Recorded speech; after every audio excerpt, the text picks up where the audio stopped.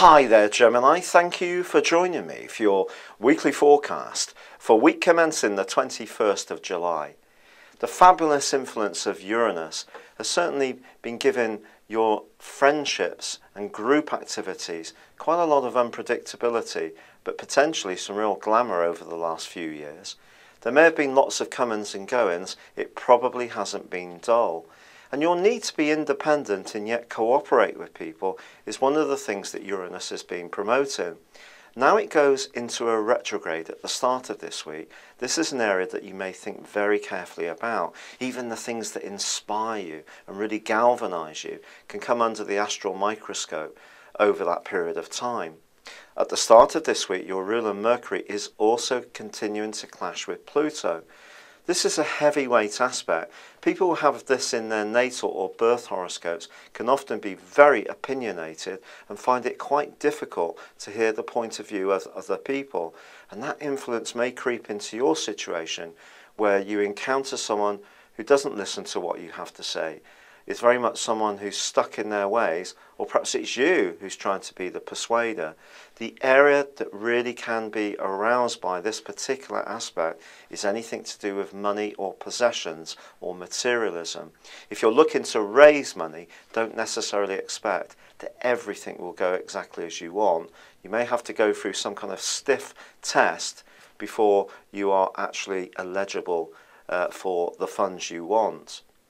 Now there is also a move on Tuesday which actually is very positive for you. When the Sun moves to join up with Jupiter, which moved last week, in the sign of Leo, the two are going to be combining for the rest of this week.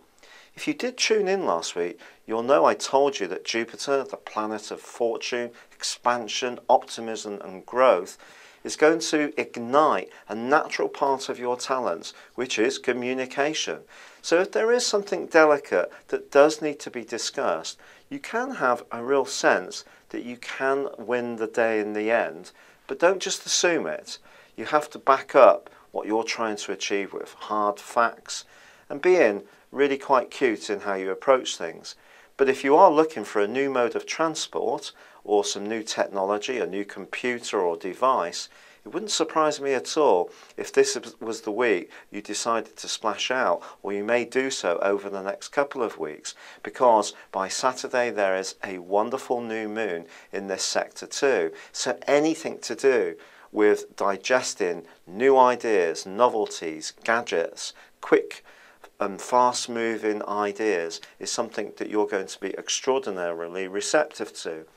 And because Jupiter can give us strokes of fortune, if you are someone who loves crosswords, puzzles and quizzes and entering competitions, this is a great time to go for it.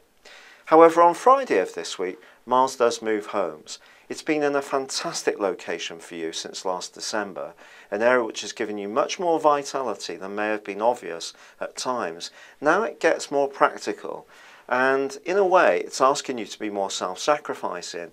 The problem is Mars isn't the planet of self-sacrifice, it's the planet of ourself, of ego. So you may be able to work very hard in the next 60 days or so, but whether you'll be inclined to do this to help others or not is another matter. And because this Mars change does clash with the new moon at the end of this week, if you try to pack too much into the end of the week, you may find that you end up rather frazzled and your nerves are on edge. So do try to set some reasonable targets. But on the whole, this is a very, very bright week. Good luck. Thank you for joining me, and goodbye.